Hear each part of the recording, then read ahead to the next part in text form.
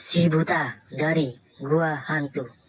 Saat itu di lembah jagat pangeran tampaklah dua sosok tubuh. Andakah si Paksi Sati yang tersorot itu? Tidak salah, aku datang untuk mengakhiri perbuatan-perbuatanmu yang bengis dan sunang-sunang itu, mata malaikat. Duel akan segera dimulai antara Paksi Sati versus mata malaikat. Apa maksudnya ia membuang tongkatnya ke bumi? Aku harus waspada, ia terkenal sangat licik juga kejam. Majulah. Dengan memakai kecurangan, akhirnya mata malaikat dapat merobohkan Paksi. Wah, wah. Beberapa saat kemudian, datanglah anak tunggal si Paksi Sati. Ayah, oh ayah, maafkan Barda terlambat.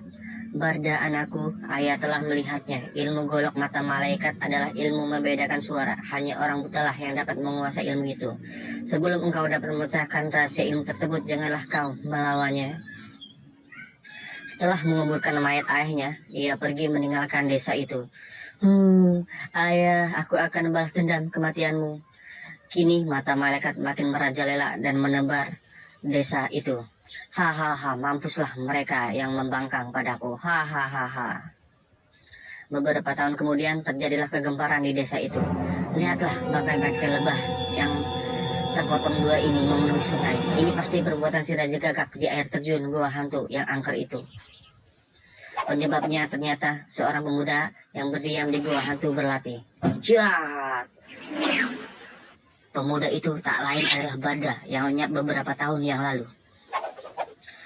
Bertahun-tahun Barda berlatih keras untuk membalas dendam. Jahat.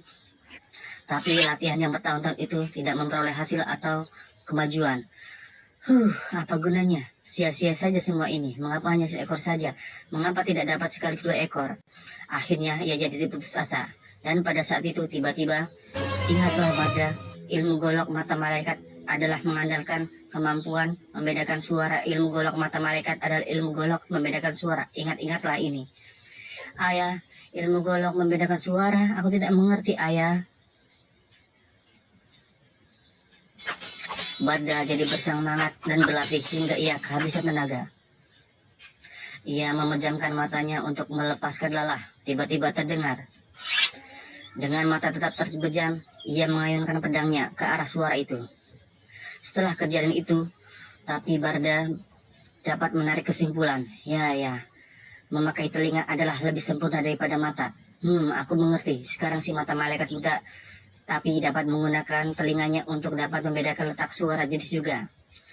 Barda mengambil tindakan nekat, yaitu mengorbankan kedua matanya. Ayah, aku ingin memecahkan rahasia ilmu golok mata malaikat. Aku sudah tahu arti daripada ilmu membedakan suara. Beberapa tahun telah berlalu. Sementara itu, di sebuah desa, tampaklah seorang pengemis menghampiri sebuah warung. Tolong pak, beri saya sepotong kue itu. Hah? Kue-kueku tidak ada yang untuk dibagi-bagikan kepada gembel jorok seperti kau. Ayo, pergi sana.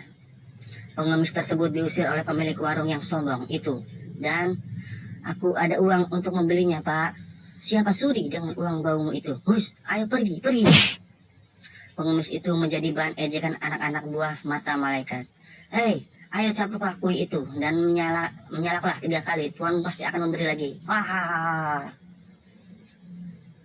Salah seorang dari mereka berniat menyiksa dengan air panas.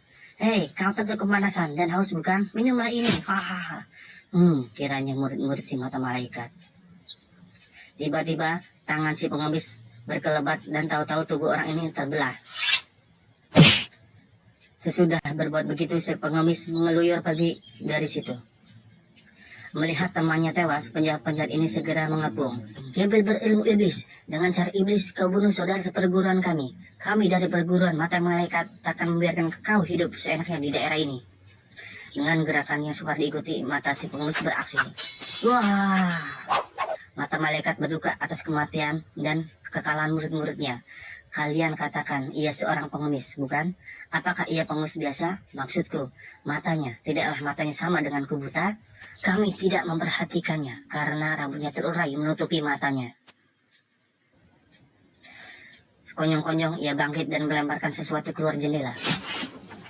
Mata malaikat dibuat terkejut setelah terdengar reaksinya. Dia dapat menghindar senjata rahasiaku. Hei, siapa kau? Jawablah. Ternyata orang yang di luar itu tak lain adalah si pengemis itu. "Hai, siapa kau?" "Akulah yang membunuh muridmu siang tadi. Aku ingin minta pelajaran kepadamu agar aku tahu kehebatan ilmu golok mata malaikat itu. Aku tunggu kedatanganmu di dataran lembah jagat pangeran." Beberapa saat kemudian keduanya telah berhadapan di lembah. "Katakanlah, siapa Anda? Siapa nama Anda?" Pengemis itu ternyata adalah si buta dari gua hantu atau Bada yang buta. "Hahaha, tentu kau masih ingat dengan sang paksi sakti yang telah gugur di tanganmu beberapa tahun yang lalu. Akulah putra tunggalnya yang beruntung mendapat hidup sampai sekarang. Namaku Bada alias si buta dari gua hantu. Cukup bukan? Mari kita mulai." Duel berlangsung sengit, keduanya seimbang, sama-sama hebat.